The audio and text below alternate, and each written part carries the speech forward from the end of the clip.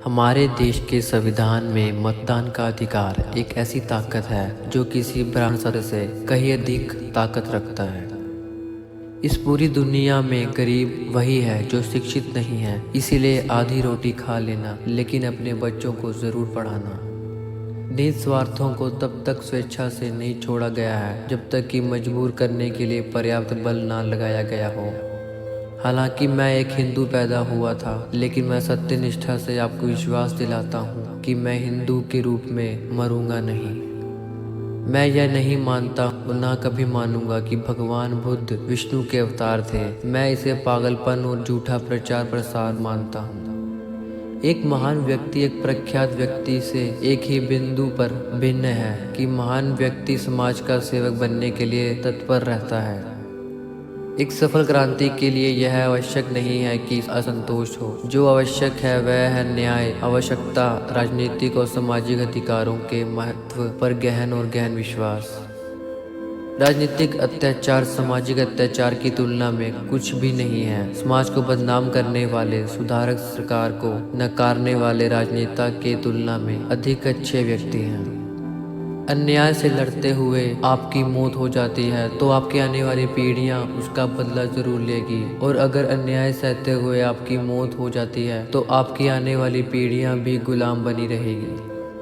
समाज को श्रेणी विहीन और वर्ण विहीन करना होगा, क्योंकि श्रेणी ने इंसान को दरिद्र और वर्ण ने इंसान को दरिद्र बना दिया। जिसके पास कुछ भी नहीं है वे लोग दरिद्र माने गए, और जो लोग कुछ भी नहीं है वे दलित समझे जाते हैं।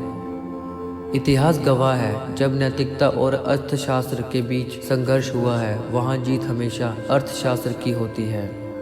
अगर मुझे लगा कि मेरे द्वारा बनाए गए संविधान का दुरुपयोग किया जा रहा है तो सबसे पहले मैं इसे जलाऊंगा।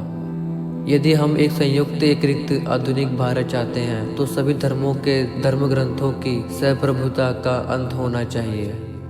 कानून और व्यवस्था राजनीतिक शरीर की दवा है। जब राजनीतिक शरीर बीमार पड़े तो दवा जरूर दी जानी चाहिए। भाग्य से ज़्यादा अपने आप पर विश्वास करो। भाग्य में विश्वास रखने के बजाय शक्ति और कर्म में विश्वास रखना चाहिए। हमें जो स्वतंत्रता मिली है उसके लिए हम क्या कर रहे हैं? यह स्वतंत्रता हमें अपनी सामाजिक व्यवस्था को सुधारने के लिए मिली है, जो असमानता, भेदभाव और अन्य चीज़ों से भरी हुई है, जो हमारे मौलिक अधिकारों के साथ संघर्ष करती है।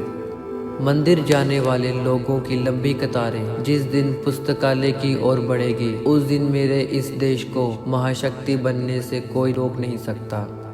मैं बहुत मुश्किल से इस कारवां को इस स्थिति तक लाया हूँ। यदि मेरे लोग, मेरे सेनापति इस कारवां को आगे नहीं ले जा सके तो पीछे भी मत जाने देना। समाज में अनपढ़ लोग हैं, ये हमारे समाज की समस्या नहीं है, लेकिन जब समाज ने पढ़े लिखे लोग भी गलत बातों का समर्थन करने लगते हैं और गलत को सही दिखाने के लिए अपनी बुद्धि का उपयोग करते हैं, यही हमारे समाज की समस्या है।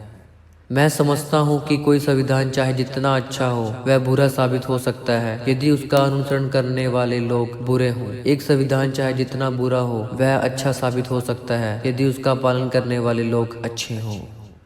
पानी की बूंद जब सागर में मिलती है तो अपनी पहचान खो देती है। इसके विपरीत व्यक्ति समाज में रहता है पर अपनी पहचान नहीं खोता। इंसान का जीवन स्वतंत्र है, वो सिर्फ समाज के विकास के लिए पैदा नहीं हुआ बल्कि समय के विकास के लिए भी पैदा हुआ है।